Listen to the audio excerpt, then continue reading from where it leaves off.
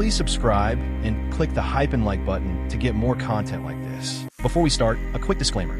Everything demonstrated in this video is strictly for educational purposes, to show you how to protect yourself. All demonstrations are performed in a controlled lab environment on our own testing devices. We never target real users, and using this knowledge to gain unauthorized access to actual people or systems is strictly illegal and unethical. In this video, we're going to look at how we can use Wireshark to perform reconnaissance activities. To get started, we first need to download Wireshark. To do that, open up a web browser and navigate to the URL seen at the top of my screen, which is wireshark.org. When you navigate to this site, on the main page, click on the Download button. Next, we need to select the release that applies to our platform.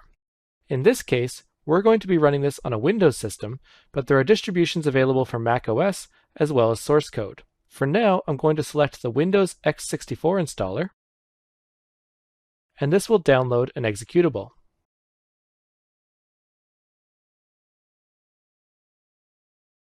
When the executable download completes, click on Open File and start the installation process. In the installation wizard, we first click Next.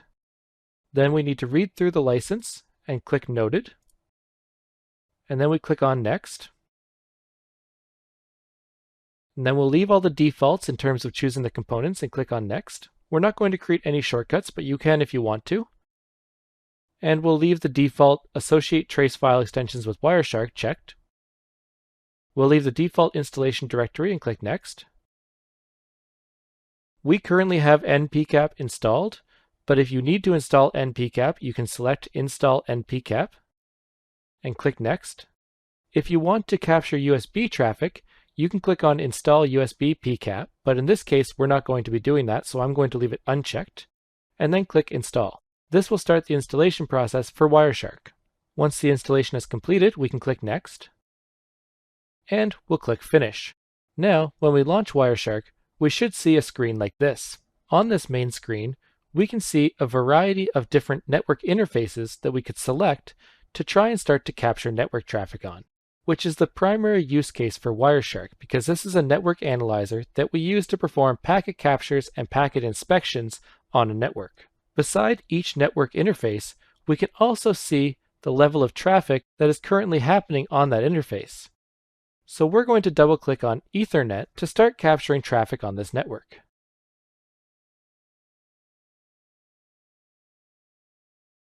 Now we're capturing packets on this network. Once we feel that we've captured enough packets, we can go to the top left and click on the Stop Capturing Packets button. Now the packet capture has stopped. If we decide we want to start again, we can click to the left of that on the Start Capturing Packets button, and it will give us the option to save captured packets before starting a new capture, otherwise they'll be lost. Now, let's look at what kind of information we've gotten out of this packet capture. Each row represents a packet that was sent across the network. So let's pick an arbitrary row, for example, 129. We can see in the summary window, which is the main screen, the time at which this packet was sent, the source IP address where the packet originated from, the destination IP address that the packet was sent to, what type of protocol was used, the length of the packet, and more information. So this was an ACK going from an arbitrary source port of 28,276 to 443, which is HTTPS. When we click on this row, we can see two windows populate at the bottom of our screen. On the left, we have the human-readable version of the packet, and on the right, we have the hex representation of the packet. We're going to focus on the left side of this screen, and we can expand each of these by clicking on the arrow to the left of each row. So if we want more information on the frame, we can expand that and see all the information about the frame. Then we could expand the Ethernet 2 line and see all of the information there in terms of the destination and source. Then we could expand the Internet Protocol version 4, which is oftentimes where we actually want to start because very often we're interested in things like the source address, the destination address, the total length, the protocol, some of the checksums, and other related information. And then we can go into the transmission control protocol, which once again is really where we get into the meat of the information that we're often looking at for packets. So this tells us the source port and destination port, along with the flags that were set and other useful information for inspecting a packet. We can right-click on any given row. So if I right-click on row 129, we can see that we can perform various options on the given packet. We could add comments to the packet.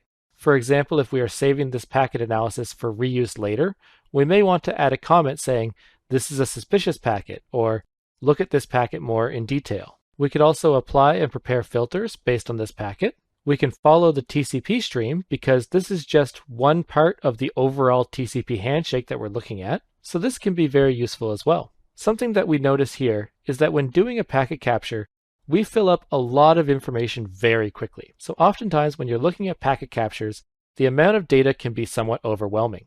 Wireshark can help us here too by allowing us to apply filters. So if we click on the filter bar where it says apply a display filter, we can start to parse down our data from this packet capture. For example, we could filter on a specific IP address, for example 52.108.9.12, by typing into the filter bar IP. And we can see that as we type into this bar, it pops up with suggestions on what we might want to look for. And in this case, I'm going to click on the first suggestion, which populates with IP.adder == 192.0.2.1, and I'm going to change that to the IP address that we want to look for, and hit enter. Now, we only see packets where the IP address is 52.108.9.12. So this is a very useful way to look at only information you're interested in. For example, if you know that your specific target has a given IP address, then this is going to be a very useful filter for you. If we want to save this packet capture for later, we can click on File, Save As, and then we can give our file a name and choose the save type. By default, the save type will be Wireshark PCAP-NG, and oftentimes this will be a suitable format, but you may prefer just a straight .pcap, in which case you could select Wireshark/TCP-dump. This will allow you to save, share, and load packet capture files. So this is how we can use Wireshark to analyze the traffic going across a network and get information.